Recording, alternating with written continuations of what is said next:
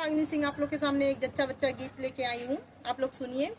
सासू झगड़ा जनी मचावा बलुआ लगवा कई दना, सासू झगड़ा जनी मचावा बलुआ लगवा कई दना, बलुआ लगवा कई दना, बलुआ लगवा कई दना, सासू झगड़ा जनी मचावा बलुआ लगवा कई दना। लोट लैला थरिया लैला लैला सब बर्तनवा, लोटा लैला थरिया लैला लैला सब बर्तनवा, हमरे नैहर के कठरवा हमारी ओरिया कई दना, हमरे नैहर के कठरवा हमारी ओरिया कई दना।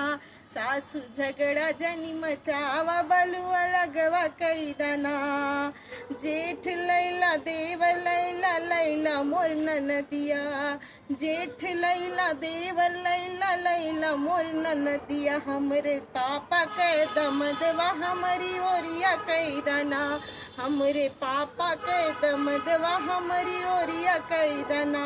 सासू झगड़ा जनी मचावा बलुआ लगवा कई दना, सासू झगड़ा जनी मचावा बलुआ लगवा कई दना।